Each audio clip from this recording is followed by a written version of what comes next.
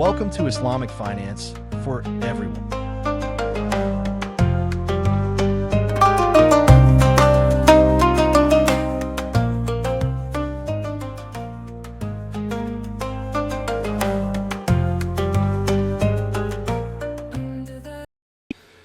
𝐴𝐶𝐴𝐿𝒻 𝑤𝒊𝒏𝒂𝒏𝒄 Welcome back to Islamic Finance for Everyone.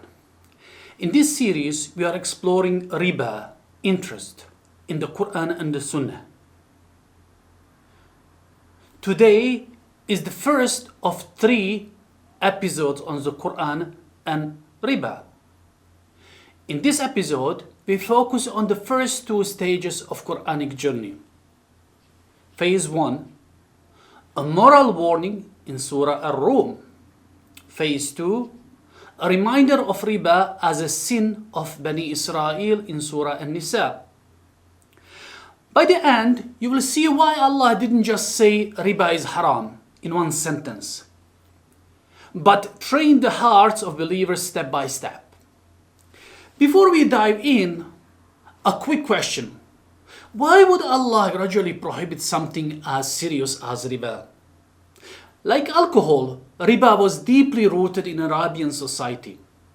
It was normal to lend with interest, roll over debts, and pressure the weak until their debts become doubled and multiplied. If the Quran had simply said in Mecca, no more riba from tomorrow, many people might have resisted, and their iman was still developing. So, the Quran allowed 4 main stages. A moral and spiritual warning. Second, a reminder of previous nations punished for riba. Third, first clear prohibition for Muslims. And fourth, final absolute ban with the declaration of war from Allah and His Messenger. In this video, we focus on stage 1 and stage 2, the foundation for everything that comes later.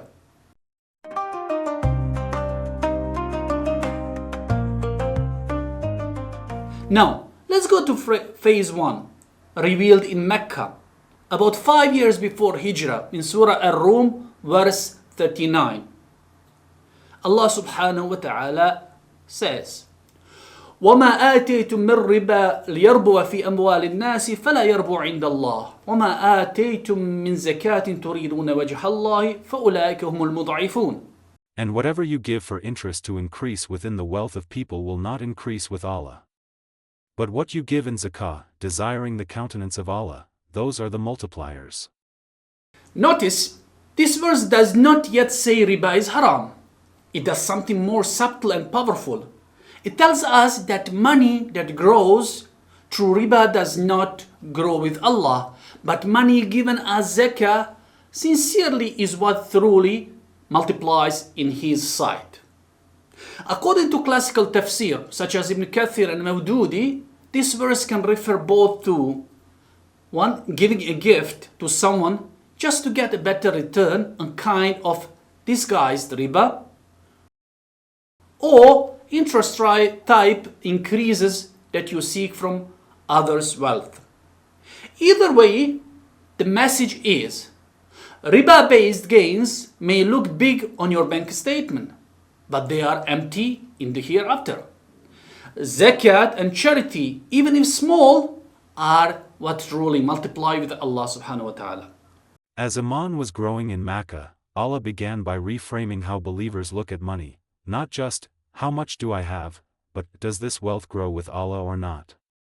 So, how does this apply to us today? Many Muslims might think, as long as I'm giving some charity, a little interest here and there is not big a deal. But this verse flips that thinking.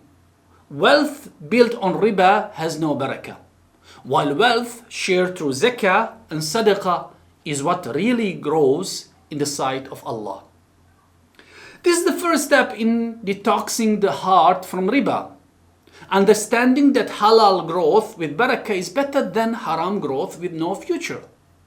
If you had 2 choices, bigger wealth now with no reward with Allah, or less wealth now but multiplied in the hereafter, which would you choose?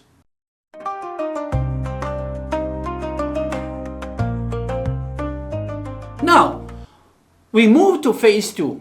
In Medina, where Muslims are interacting with a strong Jewish community, Allah subhanahu wa ta'ala reminds us of what happened to some of them because of their wrongdoing. In Surah An-Nisa, Allah subhanahu wa ta'ala says, فَبِظُلْمٍ مِّنَ الَّذِينَ هَادُوا حَرَّمْنَا عَلَيْهِمْ طَيِّبَاتٍ أُحِلَّتْ لَهُمْ وَبِصَدِّهِمْ عَنْ سَبِيلِ اللَّهِ كَثِيرًا وَأَخْذِهِمُ الرِّبَا وَقَدْ نُهُوا عَنْهُ وَأَكْلِهِمْ أَمْوَالَ النَّاسِ بِالْبَاطِلِ وَأَعْتَدْنَا لِلْكَافِرِينَ مِنْهُمْ عَذَابًا أَلِيمًا. صدق الله العظيم. For wrongdoing on the part of the Jews, we made unlawful for them good foods which had been lawful to them, and for their averting from the way of Allah many. And, for their taking of usury while they had been forbidden from it, and their consuming of the people's wealth unjustly. And we have prepared for the disbelievers among them a painful punishment.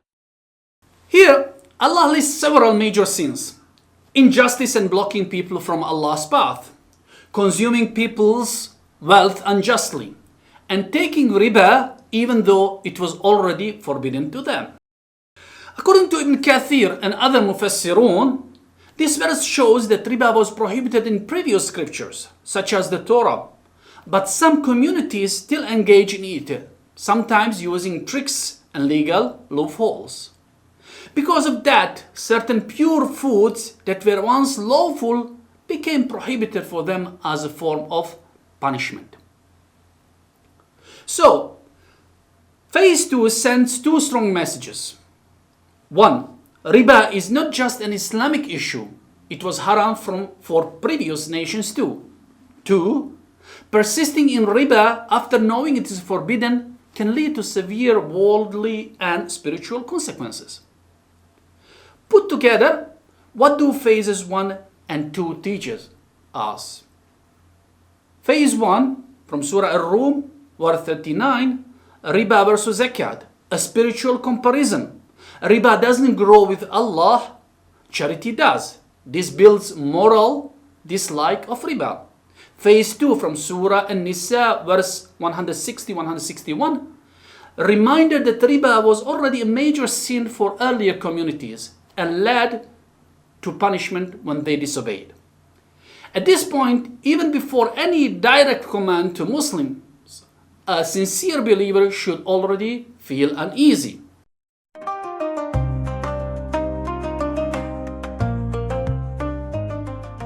If riba brings no increase with Allah, and if previous nations were punished for taking it despite being forbidden, do I really want riba to be part of my financial life? This emotional and intellectual preparation is crucial. The next step in the following video will be the first explicit prohibition addressed directly to the believers. If this video helped you understand the first two stages of how the Quran approached the riba, then do a small act of da'wah. Like this video so it reaches more Muslims who are trying to clean up their finances. Share it with friends and family who might think riba is just a small thing. And subscribe to Islamic Finance for Everyone and turn on notifications so you don't miss the next episode on this series. You can also follow the channel on social media platforms where we share shorter clips, infographics and practical tips on halal finance. جزاكم الله خيرا for watching. Assalamu alaikum wa rahmatullahi wa barakatuh. If you found this explanation helpful, don't forget to like, subscribe, and share this video with your network. Let's spread the word about ethical and inclusive finance. Follow us on social media platforms for more insights into Islamic finance.